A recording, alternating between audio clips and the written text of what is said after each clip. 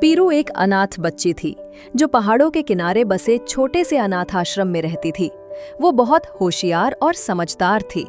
वहाँ की वार्डन दिव्या दीदी उसे बहुत प्यार करती थी, जैसे अपनी ही बेटी हो। लेकिन उसी अनाथालय में एक स्टाफ वुमन रीमा थी जिसे पीरू से नफरत थी। अनाथ आश्रम में बच्चे ऊन और कपड़े से हैंडक्राफ्ट आइटम बनाना सीखते थे ताकि उनका भविष्य बेहतर हो सके। पीरू सबसे अलग थी। उसके हाथों में जैसे जादू था। वो छोटे छोटे धागों से ऐसी खूबसूरत चीजें बनाती कि देखने वाला बस देखता रह जाए। पर रीमा को ये मंजूर नहीं था।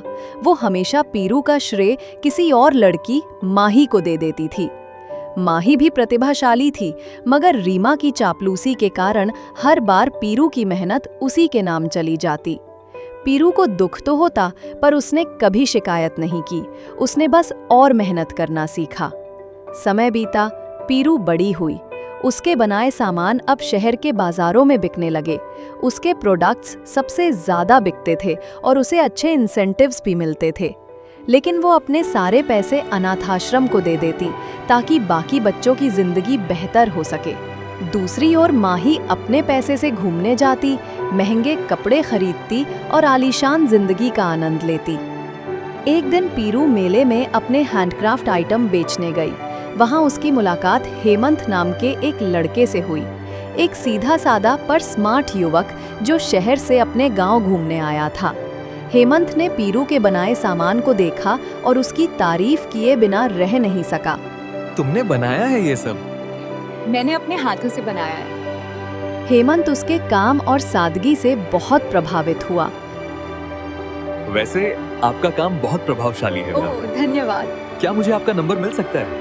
मुझे लगता है हम दोनों एक दूसरे के लिए अजनबी हैं। अगले दिन हेमंत फिर मेले में पहुंचा। काश वो लड़की आज फिर मिल जाए मुझे यौका। आज तो मैं अपने दिल की बात बोल ही दूंगा। वह काश वो लड़का आज फिर आ जाए। आज तो मैं खुद उससे उसका नंबर मांग लूंगी। वो उसका इंतजार करती रही और फिर अचानक भीड़ में वही मुस्कुराता चेहरा नजर आया। हेमंत वहां था। दोनों एक दूसरे को देखकर मुस्कुरा पड़े। पीरू ने अपने हाथ से बना एक छोटा ऊन का पेंडेंट उसे दिया और कहा, ये तुम्हारे लिए, मेरे हाथों से बना है। धीरे धीरे दोनों की दोस्ती गहरी होने लगी।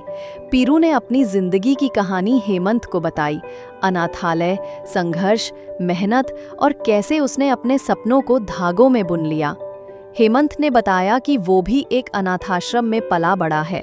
उसने मेहनत करके अपना छोटा सा बिजनेस खड़ा किया और अब दूसरों की मदद करना चाहता है। तुम्हारा हुनर दुनिया को देखना चाहिए, सिर्फ इस मेले को नहीं। फिर उसने पीरू के डिजाइन्स लिए, कुछ नए सैंपल्स तैयार करवाए और उन्हें एक बड़े बिजनेस शो में पिच किया। उनका कॉन्सेप्ट था उम्मीद का धागा, हर धागा एक कहानी। उनके डिजाइन्स रातों रात वायरल हो गए, मीडिया में खबरें चलने लगी।